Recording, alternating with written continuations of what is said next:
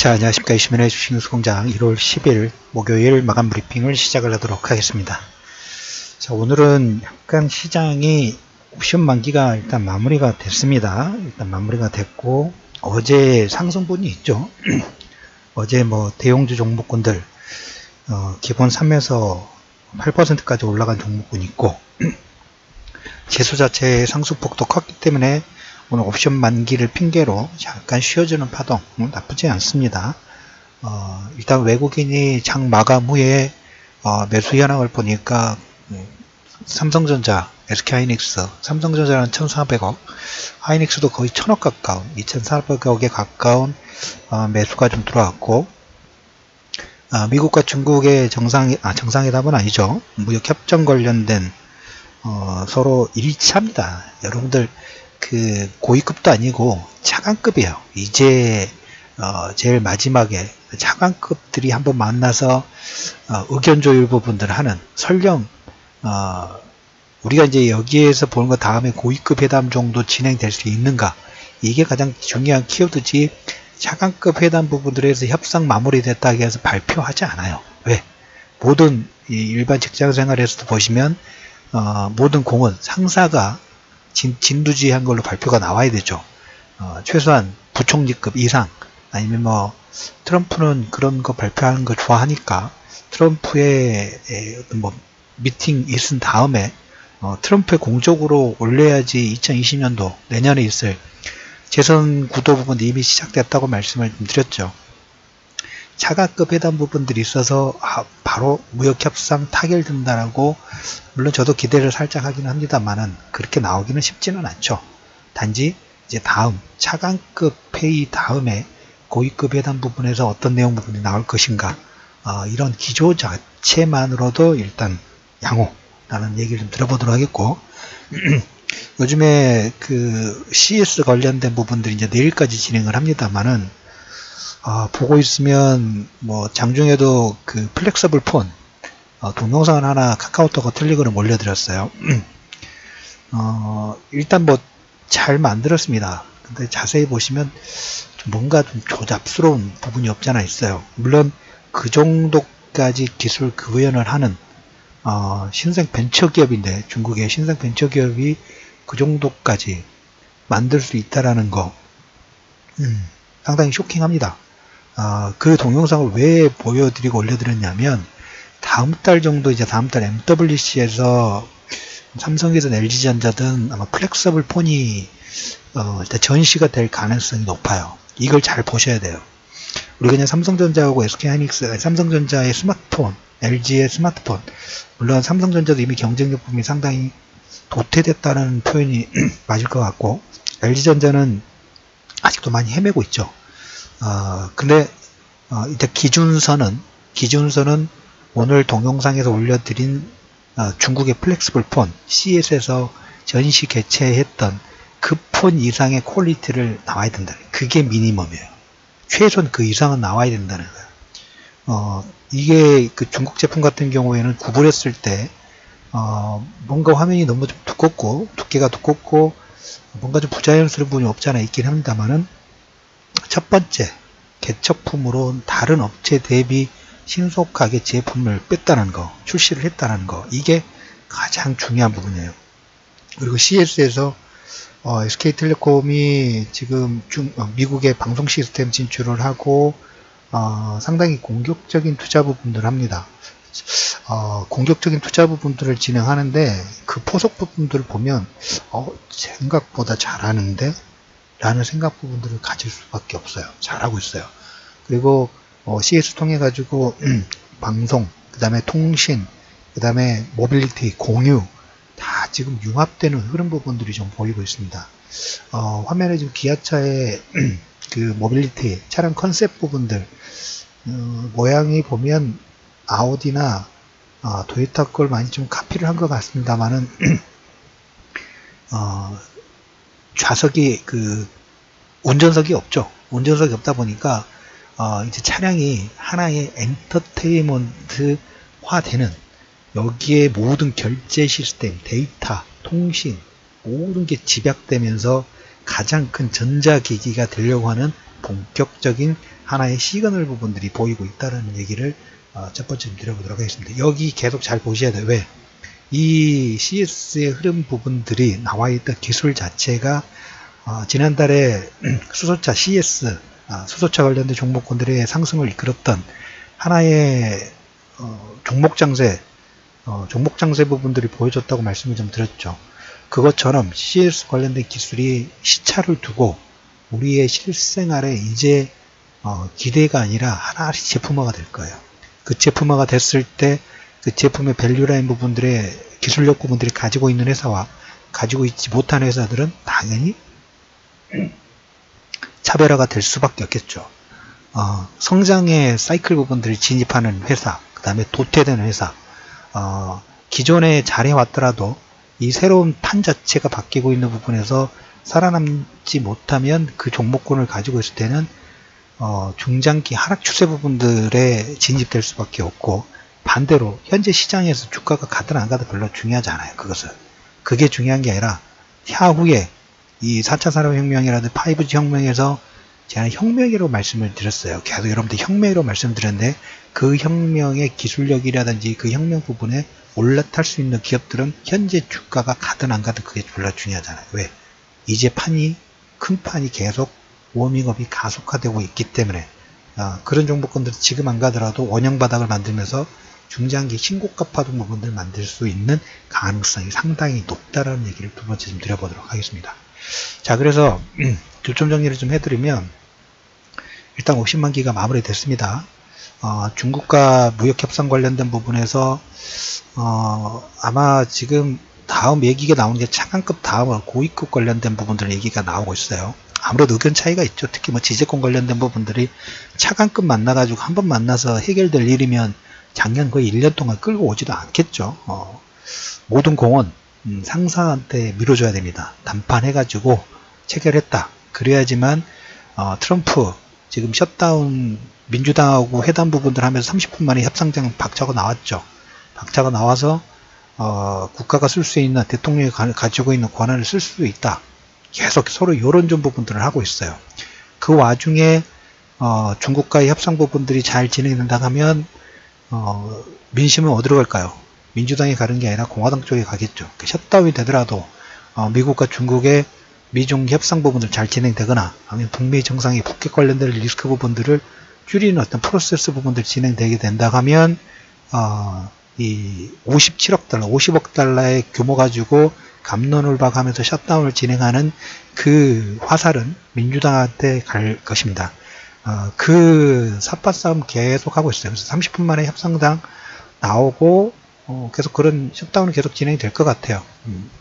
하지만 이런 내용 부분이 진행되면 될수록 반사효과 이번 달 말 중하순 정도, 중순 이후부터 지금 이제 10일이니까 곧 있으면 이제 중하순에 이제 진입이 되죠.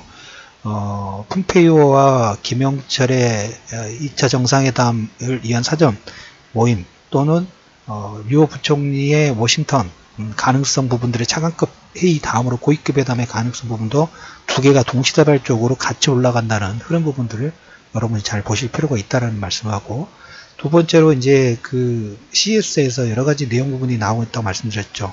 SK텔레콤이 하만과 미국의 카라이프 시장 공략, 5G 자율주행, 하만은 삼성과 연결된 부분들이 없잖아 좀 있죠. 삼성과 연결되는 부분이고, SK텔레콤 자체가 지금 카카오도 마찬가지지만 엔터테인먼트 관련된 회사를 인수를 한다든가, 그 다음에 멜론을 그 예전에 SK텔레콤이 지분법, 지분 관련된 부분 때문에 매각을 했었죠. 매각을 했는데 또 추가적으로 음악 관련된 부분들을 진행한다든가, 그러니까 5G를 통해 가지고 SK텔레콤을 통해서 상당히 수직 계열화가 잘 됐어요. SK는 지난번에 한번 제가 박수를 좀 보내드린 적 있죠. M&A 정말 잘한다. SK하이닉스 인수 때부터 해서 그 다음에 도시바 일본의 그 랜드플래시 쪽 지분 인수 관련된 부분, 그 다음에 SK텔레콤의 5G를 통해 가지고 아이리버, 그 다음에 ADT캡스까지 인수하는 모습 잘해요. 확실히 DNA가 M&A를 잘해왔던 기업이다 보니까 손정기급은 아니지만 그래도 우리나라에서 그래도 박수를 쳐줄 만한 미래를 보면서 포석 부분들을 하는 데에서 눈 시야가 상당히 좋다는 부분들을 본 게 SK그룹인 것 같아요. 그래서 SK그룹의 5G를 통한 그 중심축에서 여러가지 다양한 사업, 이 부분은 SK만 볼 게 아니라 지금 네이버하고 LG도 보면 로봇 관련된 부분 서로 제휴를 한다라는 코멘트가 오늘 나왔습니다. CS를 통해 가지고 나온 건데 자기만의 독보적인 기술로는 안 돼요.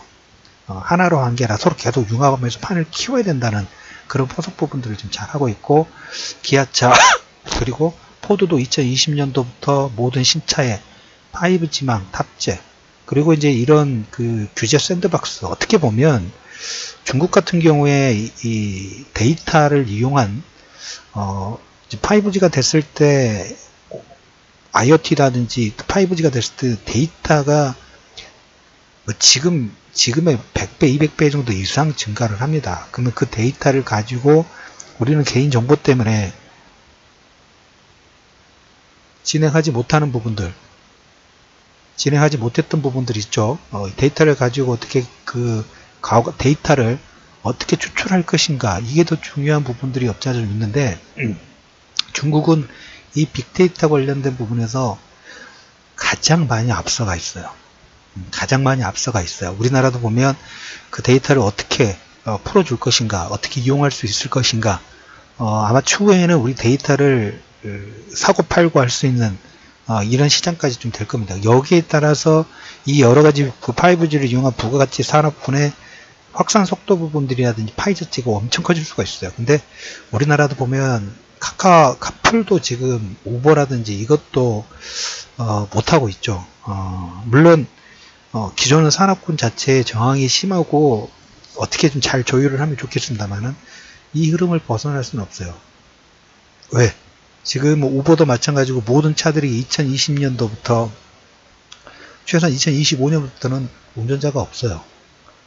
25년부터는 운전자가 없이 운행되는데 기존의 시스템으로 고사하다 보면 우리나라 기반 산업, 택시 산업이라든지 거기에 관련된 기반 산업 자체가 다 외국계 기업으로 송두리째 넘어가는 그런 케이스 같아요.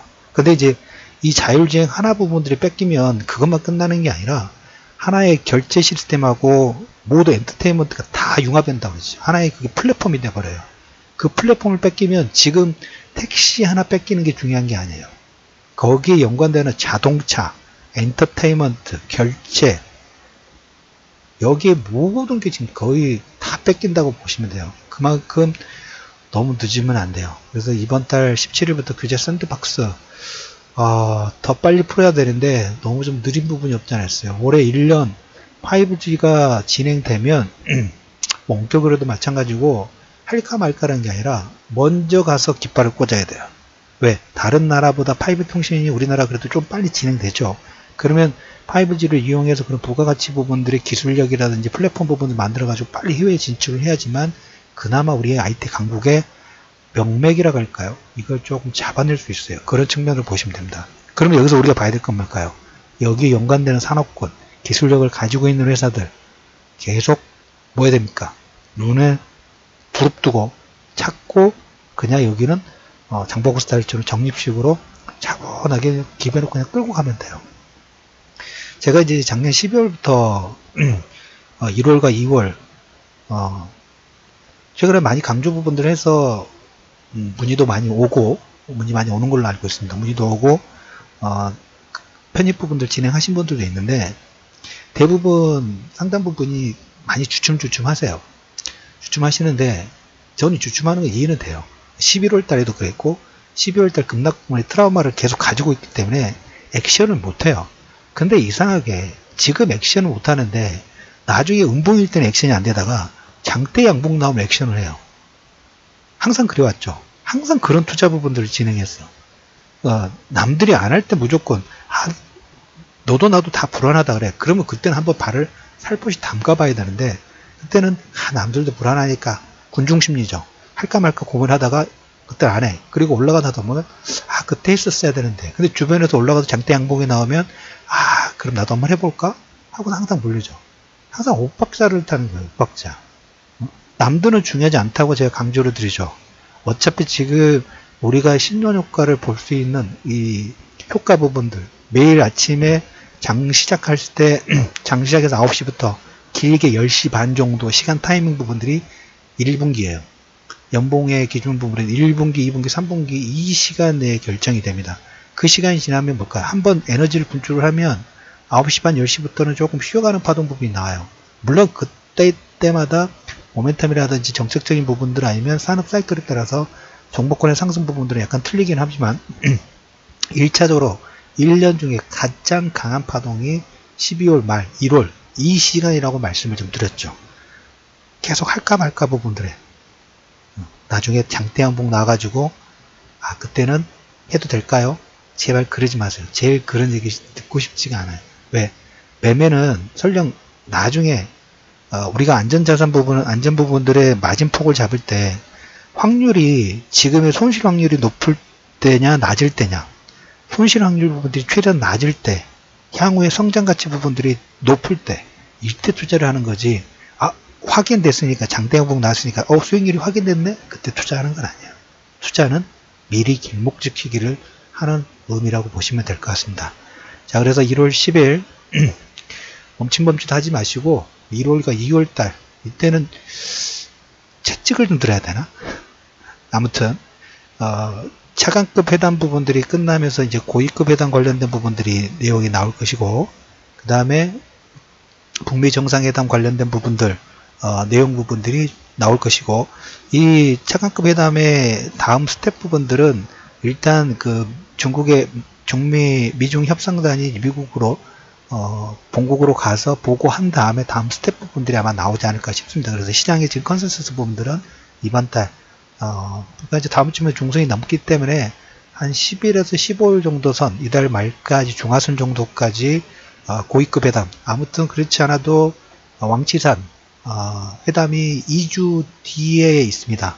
다보스 포럼이 2주 뒤에 있기 때문에 류호 부총리냐 왕치산이냐, 저는 왕치산 쪽으로 조금 더 힘을 더 실어줬으면 좀 더 좋지 않을까 하는 생각 부분들을 살펴보시 코멘트를 드리면서 1월 10일 이슈매니저 진우송장 마감 브리핑 주춤하지 말자 라는 코멘트로 말씀을 드리면서 마감 브리핑 마무리하도록 하겠습니다.